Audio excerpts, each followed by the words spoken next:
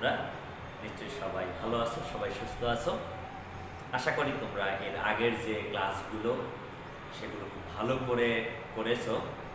তো আজকে তোমাদের আমি একটি সম্পূর্ণ নতুন টপিকস নিয়ে এসেছি। আশা করি এই টপিকস থেকে তোমরা সামনের যে এইচএসসি পরীক্ষা 2021 সালের শর্ট সিলেবাসের, তো সেই সিলেবাসের সেই প্রশ্নে তোমরা একটা প্রশ্ন অবশ্যই এখান থেকে কমন পাবে। আজকে আমরা কিছু অংশ আলোচনা করব, হয়তো আরেকটি ক্লাস নিলেই আমরা এই টপিক্সের উপর একটা সম্পূর্ণ ধারণা পাবো। তো এসো আমরা আজকের টপিক্সগুলো জেনে নেওয়ার চেষ্টা করি। আমরা আসছি এখন হচ্ছে কেমিস্ট্রি সেকেন্ড পেপারের চ্যাপ্টার 3-তে। আমাদের আজকের যে টপিক্সগুলো রয়েছে জারণ সংখ্যা নির্ণয়। তোমরা নবম দশম শ্রেণীতে জারণ সংখ্যা নির্ণয় করেছো, তারপরেও আমরা অবজেক্টিভে দেখি যে জারণ সংখ্যা নির্ণয় থেকে প্রশ্ন আসে। জারণ বিজারণ বা রিডক্স বিক্রিয়া, এটাও তোমরা নবম দশম শ্রেণীতে কিছুটা পড়ে আসছো। যেহেতু জারণ বিজারণ এটা নবম দশম শ্রেণীতেও ছিল এবং ভালো করেই ছিল। জারণ বিজারণ যুগপৎভাবে ঘটে, এটাও হচ্ছে তোমাদের রিপিট কোয়েশ্চেন, আমরা আগেই পড়েছি। তারপর যেটা সবচেয়ে গুরুত্বপূর্ণ অধ্যায়ে অর্ধবিক্রিয়া সমতাকরণ, শর্ট টেকনিকের মাধ্যমে আমরা দেখব যে অর্ধবিক্রিয়াগুলো কত সহজেই হচ্ছে সমতাকরণ করা যায়।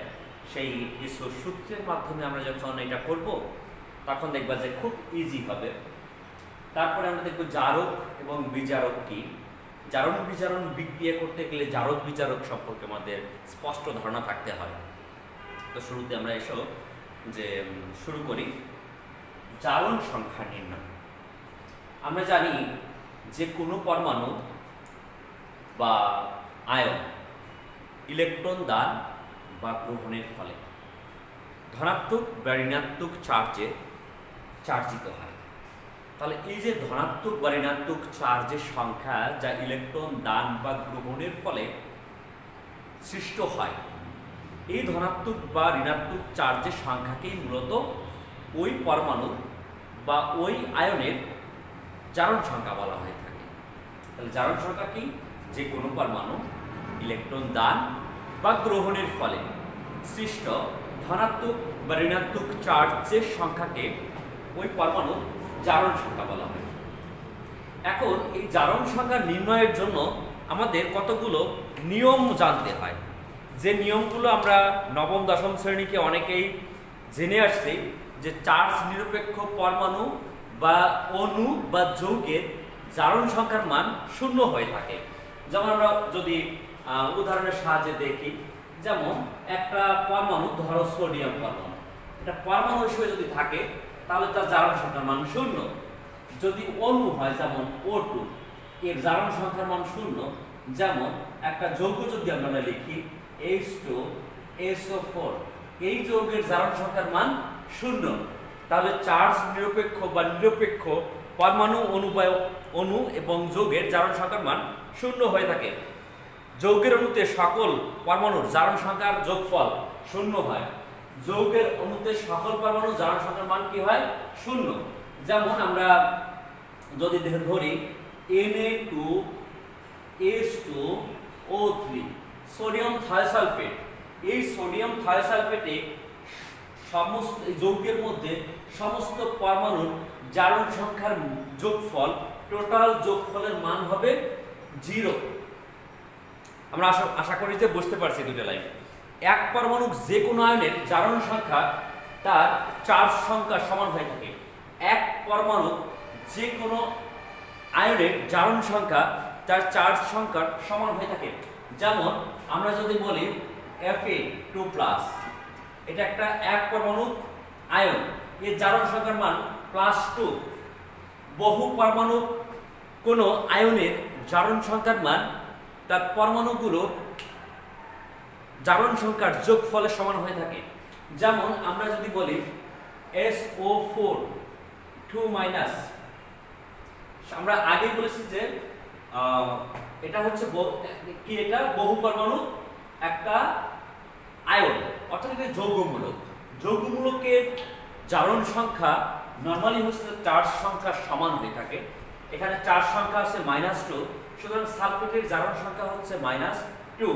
বাট এই যে সালফেটের জারণ সংখ্যা -2, এটা এই দুইটা পরমাণুর জারণ সংখ্যার যোগফলের সমান। আমরা যদি একটু দেখার চেষ্টা করি তাহলে আমরা ক্লিয়ারলি বুঝতে পারবো। আমরা জানি অক্সিজেনের জারণ মান হচ্ছে -2। অক্সিজেনের জারণ মান যদি -2 হয়, 4টা অক্সিজেন রয়েছে, তাহলে 4 দুগুণে -8। সালফারের জারণ মান হচ্ছে +6, তাহলে +6 আমরা যদি বাম পাশে বসাই, তাহলে আমরা যদি এখানে বিয়োগ করি, যোগ আমরা জানি যে এটা মাইনাস প্লাস, তাহলে বিয়োগ করলে এখানে হচ্ছে -2। তাহলে আমরা দেখি যে সালফেট আয়নের জারণ সংখ্যার মান -2, উপরে আমরা যেটা থেকে দেখাইছি 2 দিয়ে, এটা হচ্ছে এই দুটো পরমাণুর জারণ সংখ্যার যোগফলের সমান হয়ে থাকে। সকল যৌগে হাইড্রোজেনের জারণ সংখ্যার মান +1। সাধারণত হাইড্রোজেনের জারণ সংখ্যার মান +1 হয়ে থাকে, বাট ধাতব হাইড্রাইডে হাইড্রোজেনের জারণ সংখ্যার মান -1 হয়। মনে রাখবে ধাতব হাইড্রাইড কেমন, যেমন সোডিয়াম হাইড্রাইড, ক্যালসিয়াম হাইড্রাইড। এই ধাতব হাইড্রাইডের ক্ষেত্রে হাইড্রোজেনের জারণ সংখ্যার মান হয় -1, বাট H2O, এখানে H এর জারণ সংখ্যার মান হচ্ছে +1। এবং যত ধরনের যৌগ আছে সব যৌগের ক্ষেত্রেই হাইড্রোজেনের জারণ সংখ্যার মান +1 হয়ে থাকে, বাট ধাতব হাইড্রাইডে হাইড্রোজেনের জারণ সংখ্যার মান -1 হয়। তাহলে এটা আমরা বুঝতে পারলাম যে হাইড্রোজেনের জারণ সংখ্যা +1, কিন্তু ধাতব হাইড্রাইডে হাইড্রোজেনের জারণ সংখ্যার মান -1। ফ্লোরাইড যুক্ত যৌগ, ফ্লোরিন যুক্ত যৌগে ফ্লোরিনের জারণ সংখ্যার মান -1 হয়ে থাকে। অর্থাৎ হ্যালোজেনের জারণ সংখ্যার, হ্যালোজেনের মধ্যে আমরা জানি ক্লোরিনের একাধিক জারণ সংখ্যা রয়েছে, বাট ফ্লোরিন যুক্ত যৌগে ফ্লোরিনের জারণ সংখ্যার মান -1 হয়। সাধারণত অক্সিজেনের জারণ সংখ্যার মান হয় -2। আমরা এখানে পানির ক্ষেত্রে দেখি অক্সিজেনের জারণ সংখ্যার মান -2, কিন্তু কিছু কিছু যৌগে অক্সিজেনের জারণ সংখ্যা বিভিন্ন ধরনের হয়ে থাকে। যেমন আমরা যদি দেখি OF2, এই যৌগটা অক্সিজেন ডাইফ্লোরাইড। এই যৌগের ক্ষেত্রে অক্সিজেনের জারণ সংখ্যার মান +2। আমরা অক্সিজেনকে জানি এটা একটা অধাতু পরমাণু, অধাতু জারণ সংখ্যার মান নরমালি হচ্ছে মাইনাস হয়ে থাকে। যেমন ফ্লোরাইডের জারণ সংখ্যার মান -1, হাইড্রাইডের ধাতব যখন হাইড্রাইড থাকে তখন হচ্ছে জারণ সংখ্যার -1 হয়ে থাকে। ক্লোরাইডের জারণ সংখ্যার মান হচ্ছে -1 থেকে শুরু করে +7 পর্যন্ত আছে যদিও। তো যাই হোক, এখানে হাইড্রোজেনের অক্সিজেনের জারণ সংখ্যার মান +2, কারণ ফ্লোরাইডে জারণ সংখ্যার মান -1 হয়, আমরা একটু আগেই বলেছি। তারপরে সোডিয়াম পারক্সাইড Na2O2, এরপরে হচ্ছে হাইড্রোজেন পারক্সাইড। এই পারক্সাইড যৌগে অক্সিজেনের জারণ সংখ্যার মান হয় -1। আমরা বলেছি যে অক্সিজেনের জারণ সংখ্যার মান নরমালি -2, বাট ব্যতিক্রম হচ্ছে যে OF2, এই ধরনের যৌগে অক্সিজেনের জারণ সংখ্যার মান +2। এখানে পারক্সাইড যেমন sodium peroxide, Na2O2, hydrogen peroxide, এই সমস্ত যৌগে অক্সিজেনের জারণ সংখ্যার মান -1। তারপর আছে সুপার অক্সাইড, যেমন সুপার অক্সাইড গুলো এরকম হয়, যেমন হচ্ছে সুপার অক্সাইড হচ্ছে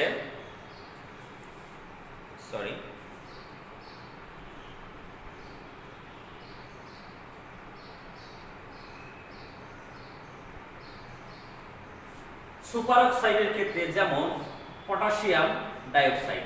এই যৌগে অক্সিজেনের জারণ সংখ্যার মান হয়ে থাকে -1/2। তাহলে অক্সিজেনের জারণ সংখ্যার মান -2, নরমালি +2 হতে পারে, তারপরে হতে পারে -1, হতে পারে -1/2। তো এই হচ্ছে আমাদের মূলত কিছু নিয়ম। এই নিয়মগুলো জেনে আমাদের যদি আমরা জারণ সংখ্যা নির্ণয় করতে চাই তাহলে আমরা সহজেই হচ্ছে জারণ সংখ্যা নির্ণয় করতে পারবো কোনো যৌগের। এই নিয়মগুলো আমাদের জানা থাকা লাগে। আমরা এই নিয়মগুলো নবম দশম শ্রেণীতে শিখেছি, বাট হয়তো আমাদের একটু মনে করাই দেওয়া লাগতেছে। এগুলো আমরা বারবার প্র্যাকটিস করব, তাহলে আমাদের জারণ সংখ্যা আমরা খুব সহজে নির্ণয় করতে পারি। এখন আমরা এই যৌগের কেন্দ্রীয় পরমাণুর জারণ সংখ্যা নির্ণয় করতে চাই। আমরা জানি যে একটা যৌগের জারণ সংখ্যার মান 0। তাহলে দেখো এই যৌগটার জারণ সংখ্যার মান আমরা ধরতেছি 0। আমরা কেন্দ্রীয় পরমাণু সালফার এর জারণ সংখ্যা x ধরে নিব। যদি আমরা x ধরে নিই, দেখো সোডিয়ামের জারণ সংখ্যার মান +1, তাহলে +1 এখানে আছে 2টা প্লাস। আমরা যদি সালফারের জারণ সংখ্যাকে x ধরে নিই, x, তাহলে এর সাথে গুণ আকারে আছে 2। আর অক্সিজেনের জারণ সংখ্যা হচ্ছে -2। একটু আগে আমরা জেনেছি অক্সিজেন হচ্ছে -2। তাহলে আমরা এবারে ক্যালকুলেশন করব। তো ক্যালকুলেশন করলে এখানে হচ্ছে +2, এখানে হলো +2x, আর এখানে 3 দুগুণী -6 0, বা 2x - 4 0, বা 2x 4, অতএব x হচ্ছে 2। তার মানে এখানে সালফার এর জারণ সংখ্যা, সালফারের জারণ সংখ্যা হবে কত? +2। মনে রাখবা জারণ সংখ্যা 0 বা প্লাস বা মাইনাস হতে পারে, অর্থাৎ এখানে আমরা শুধু 2 দিব না, +2 দিব। তাহলে এখানে সালফারের জারণ মান হচ্ছে +2। এভাবে করে আমরা যদি এটার জারণ মান বের করতে চাই, দেখো K2Cr2O7, তাহলে এর টোটাল জারণ মান হচ্ছে 0। আমরা যদি মনে মনে করতে পারি, দেখো এখানে পটাশিয়ামের জারণ মান হচ্ছে +1, তাহলে 1 এর সাথে 2 গুণ করলে এখানে +2 হচ্ছে। আর এটা আমরা ধরে নিই x, তাহলে x এর সাথে 2 গুণ করলে হচ্ছে 2x, আর এখানে মাইনাস, যেহেতু অক্সিজেনের জারণ মান হচ্ছে -2, তাহলে 7 দুগুণী -14 সমান 0। তাহলে এখানে যদি ক্যালকুলেশন করি তাহলে 2x - হচ্ছে 12 0, অর্থাৎ x আমরা লিখতে পারি বামের পাশে গেলে 2 দিয়ে ভাগ করলে হচ্ছে 6 হয় প্লাস, অর্থাৎ এখানে ক্রোমিয়ামের জারণ মান হচ্ছে +6। এখন এই জারণ মান আমাদের কেন প্রয়োজন? জারণ মান প্রয়োজন যদি প্লাস মান থাকে তাহলে সে সাধারণত ইলেকট্রন গ্রহণ করে। প্লাস মান থাকলে তার ইলেকট্রন ঘাটতি থাকে, অর্থাৎ সে ইলেকট্রন দিয়ে দেওয়ার ফলে তার হয় প্লাস। ইলেকট্রন ঘাটতি থাকলে সে কি করে? ইলেকট্রন গ্রহণ করে। কতটি গ্রহণ করবে? যার জারণ মান যত ঠিক ততটি সে গ্রহণ করতে পারে। আমরা এই অর্ধবৃত্তের সমাধানের শর্ট টেকনিক যে সূত্রগুলো শিখবো, সেই সূত্রগুলোতে আমরা এটা প্রয়োগ করব, তাহলে আমাদের অনেক ইজি হবে।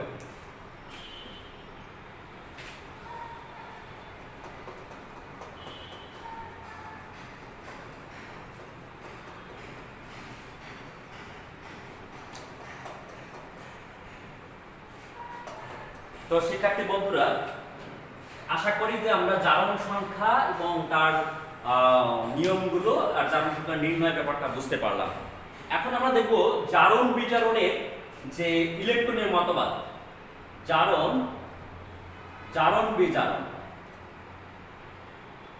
বিজারণের ইলেকট্রনের মতবাদটা আমরা জানার চেষ্টা করব। জারণ বিজারণ হচ্ছে তোমরা নবম দশম শ্রেণীতে পড়েছো যে রিডাকশন থেকে হচ্ছে জারণ, আর অক্সিডেশন থেকে নেওয়া হয়েছে বিজারণ। অর্থাৎ জারণ বিজারণ হচ্ছে রিডক্স, একসাথে বলা হয় রিডক্স। রিডাকশন থেকে নেওয়া হয়েছে রিড, এবং অক্সিডেশন থেকে নেওয়া হয়েছে অক্স। অক্সিডেশন হচ্ছে জারণ আর রিডাকশন হচ্ছে বিজারণ। তো এই দুইটা অংশ থেকে রিডক্স বিক্রিয়া হয়েছে। রিডক্স বিক্রিয়ার বাংলা হচ্ছে কি? জারণ বিজারণ। অক্সিডেশন হচ্ছে জারণ। এখন জারণ বিক্রিয়া কি আর বিজারণ বিক্রিয়া কি আমাদের জানতে হবে। জারণ বিক্রিয়া হলো যে বিক্রিয়ায় কোনো পরমাণু বা আয়ন ইলেকট্রন ত্যাগ করে ধনাত্মক আয়নে পরিণত হয়, অথবা আয়ন যদি ইলেকট্রন ত্যাগ করে তাহলে তার চার্জ সংখ্যা বৃদ্ধি পায়। যেমন যদি নিরপেক্ষ থাকে তাহলে ধনাত্মক চার্জ হয়, যদি ধনাত্মক চার্জ থাকে তাহলে তার চার্জ সংখ্যা হচ্ছে হ্রাস পায়, অর্থাৎ হচ্ছে ধনাত্মক চার্জের সংখ্যা বৃদ্ধি পায়। যদি ধনাত্মক চার্জ কম থাকে তাহলে চার্জের সংখ্যা বৃদ্ধি পায়। ধনাত্মক চার্জের সংখ্যা বৃদ্ধি পায় ইলেকট্রন ত্যাগ করার মাধ্যমে, সেই বিক্রিয়াকে বলা হয় জারণ বিক্রিয়া। আর যে বিক্রিয়ায় হচ্ছে ইলেকট্রন গ্রহণ করার ফলে তার ঋণাত্মক চার্জের সংখ্যা হচ্ছে বৃদ্ধি পায়, তাকে বলা হয় হচ্ছে বিজারণ বিক্রিয়া।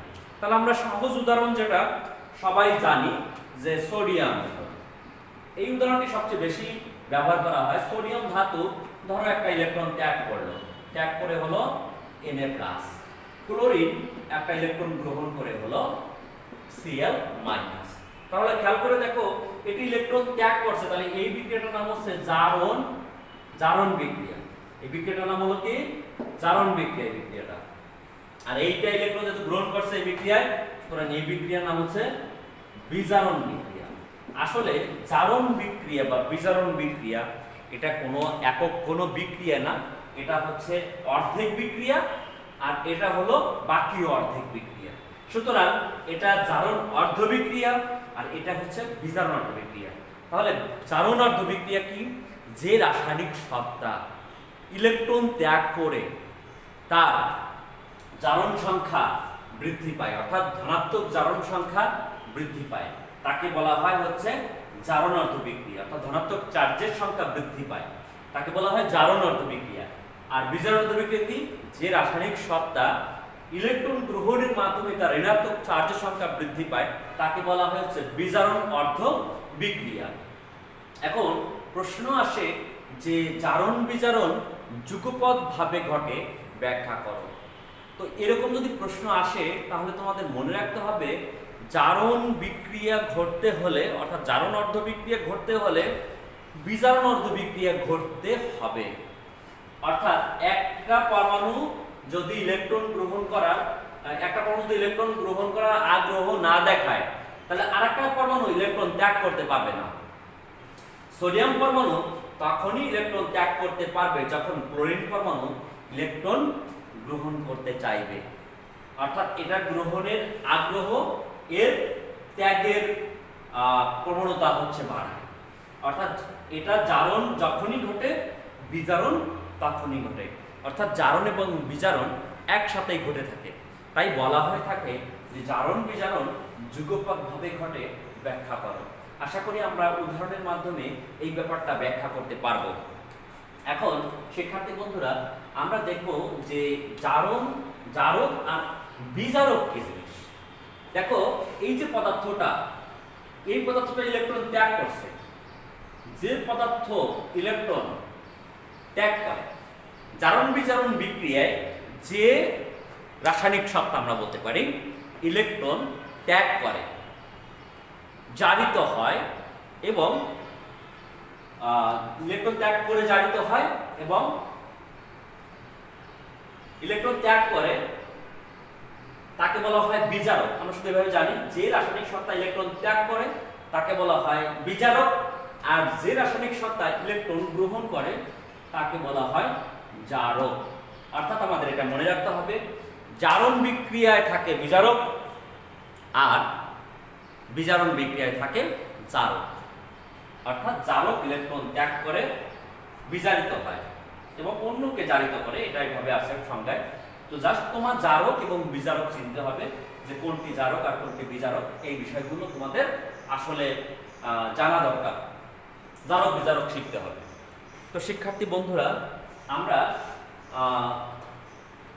কিছু টেকনিক জানবো বলছিলাম যে জারণ বিজারণ সমতাকরণে টেকনিকের মাধ্যমে আমরা সমতাকরণ কিভাবে করতে পারি। তো সেই সমতাকরণের জন্য আমরা প্রথমে একটু কষ্ট করে কিছু সূত্র আকারে আমি কিছু টপিকসগুলো লিখে দেব, সেগুলো তোমরা সংগ্রহ করে তোমরা পড়ে ফেলবে। তারপরে হচ্ছে তোমরা প্রতিটা বিক্রিয়ায় দেখবে যে অর্ধবিক্রিয়কগুলো থেকে তুমি ওই অংশটাকে সেপারেশন করে খুব সহজেই তুমি এটার সমতা করতে পারবে। দুই একটা আমরা যখন ফর্মুলা দেখব তখন দুই একটা প্র্যাকটিস করলে আমরা বুঝতে পারবো যে এটা খুবই ইজি। তো এসো আমরা সেই সূত্রগুলো একটু সবাই লিখে নিই। তো শিক্ষার্থী বন্ধুরা, তোমরা দেখো এখানে আমরা কিছু ফর্মুলা লিখেছি। তোমরা খাতায় এইভাবে বা বইয়ের মধ্যে লিখে নিতে পারো, তাহলে তোমাদের জন্য সুবিধা হবে, সারা জীবন থাকবে। তো এখানে দেখো বিজারকগুলোকে আমরা এই পাশে লিখেছি। আমরা জানি যে বস্তু ইলেকট্রন ত্যাগ করে, যে রাসায়নিক সংখ্যা ইলেকট্রন ত্যাগ করে তাকে বলা হয় বিজারক। সেই ক্ষেত্রে হচ্ছে সবগুলো এগুলো বিজারক। কারণ ওই পাশে আমরা দিয়েছি জারক। দেখো যে রাসায়নিক অংশটা হচ্ছে মূলত ইলেকট্রন গ্রহণ করে তাকে বলা হয় জারক। এই কারণে আমরা বাম পাশে উপরে জারক দিয়েছি। আচ্ছা, এবার আমরা দেখি প্রত্যেকটা। সোডিয়াম একটি ইলেকট্রন ত্যাগ করে সোডিয়াম পরমাণু সোডিয়াম আয়নে পরিণত হয়, এটা জারণার্থ বিক্রিয়া। আবার এই Fe2+ অর্থাৎ ফেরাস একটি ইলেকট্রন ত্যাগ করে ফেরিকে পরিণত হয় Fe3+। স্টেনাস Sn2+ দুটি ইলেকট্রন ত্যাগ করে হয় Sn4+। এবার সালফাইড, এটা হচ্ছে সালফাইড, দুটি ইলেকট্রন ত্যাগ করে সালফার পরমাণুতে পরিণত হয়। এখানে হচ্ছে অক্সালেট C2O4 2- অক্সালেট। এখানে এই যে 2- আসলে এগুলো কিন্তু সবই বের করা যায়। এখানে তুমি জারণ সংখ্যা নির্ণয় করে এটা সহজেই বের করতে পারবে যে এই 2- এই দুইটা পরমাণুর জারণ সংখ্যার যোগফল হচ্ছে 2- অক্সালেট। এখানে দুটো ইলেকট্রন ত্যাগ করে হয় কার্বন ডাই অক্সাইড। এখানে হচ্ছে আয়োডাইড। আয়োডাইড, এখানে আমরা জানি একটা আয়োডাইড একটা ইলেকট্রন ত্যাগ করে, তাহলে এখানে একটা আই অর্থাৎ একটা আয়োডিন হয়। কিন্তু আয়োডিন এটা তো হচ্ছে গ্যাস, তাহলে গ্যাস অণুসমূহ দ্বিপরমাণু, তাই I2 যদি দিতে হয় তাহলে দুইটা আয়োডিন পরমাণু দরকার। তাহলে একটা পরমাণু একটা ইলেকট্রন ত্যাগ করে, বা দুটি পরমাণু তখন দুটি ইলেকট্রন ত্যাগের মাধ্যমে I2 হয়ে থাকে। এখানে হচ্ছে থায়োসালফেট H2O3 2-। এখানেও এটিও একটি ইলেকট্রন ত্যাগ করে, বাট এখানে টেট্রাথায়োনেট হয়ে থাকে। টেট্রাথায়োনেট যেহেতু এখানে S হচ্ছে 4টা, সুতরাং এখানে আমরা 2 দিয়ে থাকি। এখানে 2 দিতে হলে ইলেকট্রনও 2টা দেখাতে হবে, 2টা ইলেকট্রন ত্যাগ করে। সালফার ডাইঅক্সাইড, পানি, একসাথে 2টি ইলেকট্রন ত্যাগ করে। এখানে সালফেট প্লাস 2H+ তৈরি করে। এখানে হচ্ছে কিউপ্রাস CO+, কিউপ্রাস একটি ইলেকট্রন ত্যাগের মাধ্যমে কিউপ্রিক CO2+ হয়ে থাকে। নেক্সট দেখি আমরা বিজারণার্থ বিক্রিয়া। প্রথমটি হচ্ছে ক্লোরিন, একটি ইলেকট্রন গ্রহণ করে হয়েছে ক্লোরাইড। ফেরিক, যেখানে আমরা দেখেছিলাম এই জারণের ক্ষেত্রে যেটা ঘটেছিল, এখানে বিজারণের ক্ষেত্রে ঠিক উল্টাটা হবে। একটা ইলেকট্রন গ্রহণ করবে ফেরিক, ফেরাস হবে। স্টেনিক, দুটি ইলেকট্রন গ্রহণ করে স্টেনাস হবে। আয়োডিন, দুটি ইলেকট্রন গ্রহণ করে আয়োডাইড হবে। এখানে কিউপ্রিক, একটি ইলেকট্রন গ্রহণ করে কিউপ্রাস হবে। লাস্ট দুইটি খুব খুব ইম্পর্টেন্ট, কারণ অধিকাংশ যে জারণ বিজারণ অর্ধবিক্রিয়াগুলো থাকে, এই দুইটার একটা বিজারক সাধারণত বিজারণ বিক্রিয়া অর্ধবিক্রিয়ার মাধ্যমে করতে হয়। তাহলে এটা হচ্ছে কি পারম্যাঙ্গানেট। পারম্যাঙ্গানেট, এখানে তোমরা মনে রাখবা যে এখানে হচ্ছে অক্সিজেনের জারণ মান হলো মাইনাস, অক্সিজেনের জারণ মান কত? -2, 4 দুগুণী 8। তাহলে 8 যদি হয় অক্সিজেনের জারণ মান, তাহলে এখানে পারম্যাঙ্গানেট MnO4-। তাহলে আমরা দেখি যে এখানে অক্সিজেনের জারণ মান হচ্ছে 4 দুগুণী কত? 8। দেখো 8, তাহলে 8, আর এখানে হচ্ছে আমরা x ধরে নিই, এখানে -8, আর এই পাশে হচ্ছে -4 যেহেতু 1 আছে, তাহলে এই পাশে মাইনাস। তাহলে আমরা এদিকে যদি x এর মান নির্ণয় করতে চাই তাহলে কত হয়? +7।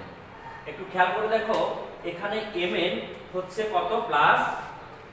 +7, +7 ছিল Mn এর জারণ মান। এখানে হয়েছে কত? Mn2+, চার্জ হয়েছে Mn2+। তাহলে কয়টি ইলেকট্রন গ্রহণ করতে হবে? 5টি ইলেকট্রন গ্রহণ করতে হবে। 5টি ইলেকট্রন গ্রহণ করে এখানে Mn2+ হয়েছে। মনে রাখবা তোমরা এখানে সাথে 4 অণু পানি উৎপন্ন হয়। এখানে যেহেতু 4 অণু পানি উৎপন্ন হয়, এখানে অক্সিজেন 4টা আছে, বাট প্রোটন লাগবে হচ্ছে তার ডাবল। এখানে অক্সিজেন যতটি, প্রোটন তার ডাবল লাগবে। অর্থাৎ এখানে যদি অক্সিজেন থাকে 4টি, প্রোটন লাগবে হচ্ছে 8টি। এই প্রোটনটা মূলত কোথা থেকে আসে? প্রোটনটা আসে অ্যাসিড থেকে, অর্থাৎ অম্লীয় মাধ্যমে এটা হচ্ছে দ্রবীভূত থাকে। অম্লীয় মাধ্যম সেটা হতে পারে সালফিউরিক অ্যাসিড, হতে পারে হাইড্রোক্লোরিক অ্যাসিড, হতে পারে ফসফরিক অ্যাসিড। যে কোনো অ্যাসিড থাক না কেন, প্রোটন তোমরা কিভাবে কি করবে? প্রোটনকে সমতার মাধ্যমে প্রোটনের সংখ্যা লিখতে হবে। তখন ডাইক্রোমেট, দেখো এটা হচ্ছে ডাইক্রোমেট 2-। ঠিক একইভাবে জারণ মান নির্ণয় করে এখানে হচ্ছে করতে হবে। এখানে 7 × 14, অর্থাৎ হচ্ছে এটা হলো 7 × 14, তাহলে 2 গেলে পাশে তাহলে 12 থাকে। অর্থাৎ ক্রোমিয়ামের এখানে +6 হয়, তাহলে 6টা ইলেকট্রনটা গ্রহণ করে, অর্থাৎ এটা 6টা ইলেকট্রন গ্রহণের মাধ্যমে এখানে Cr3+ হয়ে থাকে। তো এভাবে তোমরা এটা নির্ণয় করতে পারবে খুব সহজে, এটা কোনো ব্যাপার না। তো এখানে দেখো শুধু অক্সিজেন 7টা, তার মানে প্রোটন হচ্ছে 14টা হবে, আর ইলেকট্রন 6টা গ্রহণ করে এখানে ক্রোমিয়াম 3+ প্লাস হচ্ছে 7টা পানি তৈরি করে। তো এভাবে আমরা আসলে এইগুলো মুখস্থ করব। মুখস্থ করে আসলে আমরা যদি সমতাকরণ করি, আমরা একটা সমতাকরণ দেখাতে চাই। একটা সমতাকরণ তোমাদের বই থেকে আমি একটা সমতাকরণ যদি দেখাই, তাহলে তোমরা খুব সহজে বুঝতে পারবে যে এটা আসলে এই মুখস্থ করলে খুবই সহজ হয় ব্যাপারটা।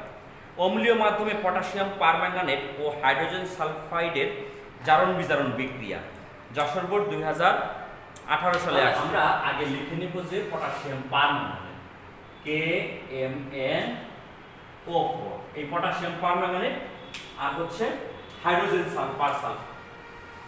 সালফাইড H2S, এই দুটা আগে আমরা লিখে নিব খাতার পাশে।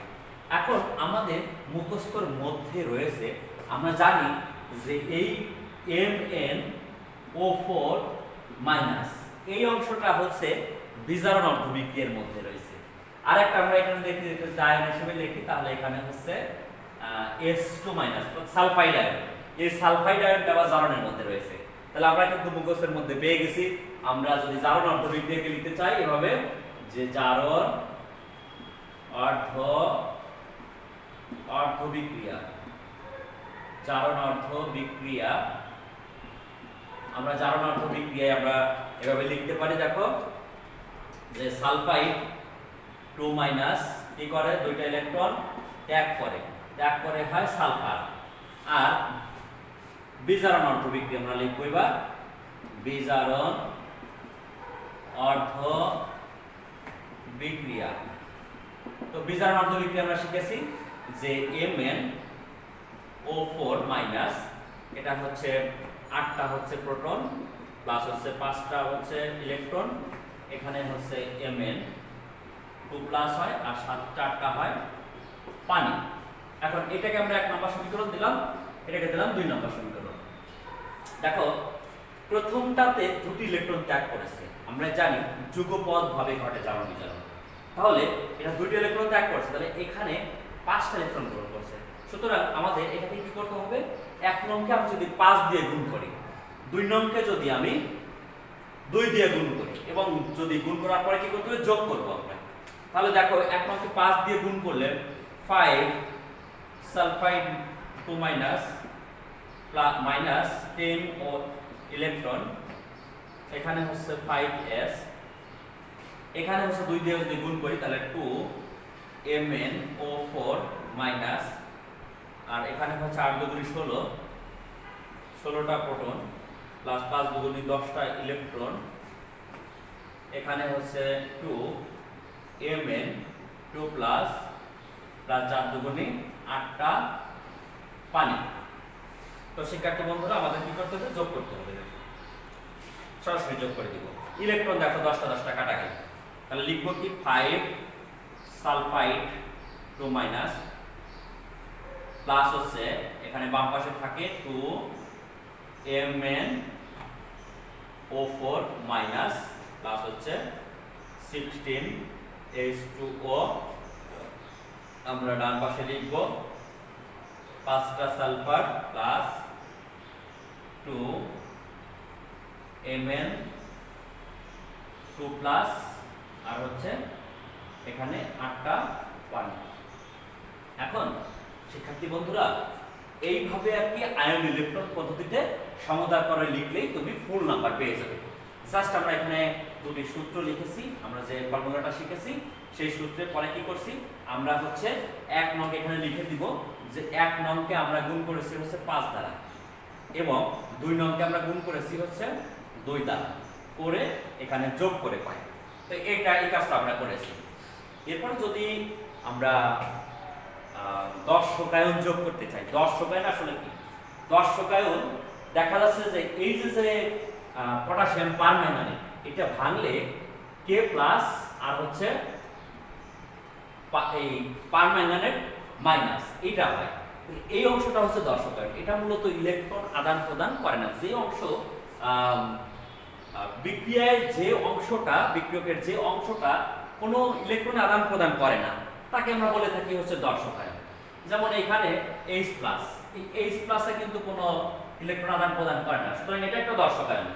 যেহেতু অম্লীয় মাধ্যমে বিক্রিয়াটা ঘটানো হয়, অম্লীয় মাধ্যমটা এখানে ধরো H2SO4, তাহলে এখানে 10 শোকায়ন কোনটা, H+ আর হচ্ছে সালফেট 2-, এই দুইটাই হচ্ছে 10 শোকায়ন। কারণ এগুলো ইলেকট্রন আদান প্রদান করে না। প্রশ্ন আসে পরীক্ষায় যে 10 শোকায়ন কি, জারণ বিজারণ বিক্রিয়ায় যে আয়নটি কোনো ধরনের ইলেকট্রনের আদান প্রদান করে না সেই আয়নকে মূলত বলা হয়ে থাকে দর্শক আয়ন বা স্পেকট্রেটর আয়ন। তো এই দর্শক আয়ন আমরা যদি যোগ করি তাহলে যার যেটা ঘাটতি আছে সেই অনুযায়ী দর্শক আয়ন নিয়ে নেবে। যেমন সালফাইড H+ এর ঘাটতি আছে, এখানে সালফাইড H+ এর সাথে হচ্ছে যুক্ত হয়ে এখানে হয়ে যাবে 5H2S হয়ে যাবে, H2S প্লাস এখানে হচ্ছে পারম্যাঙ্গানেট, তার মানে এখানে হচ্ছে পটাশিয়াম পারম্যাঙ্গানেট, পটাশিয়াম থেকে এখানে উৎপন্ন, সুতরাং এটা হবে KMnO4, এখানে 2 অনু হবে আর সাথে পানি তো এখানে আছেই H2O। এরপরে ডান দিকে এখানে 5টা সালফার, এটা এরকমই থাকবে আর এখানে হচ্ছে রয়েছে হচ্ছে Mn2 প্লাস, তার মানে এখানে ম্যাঙ্গানিজ সালফেট হবে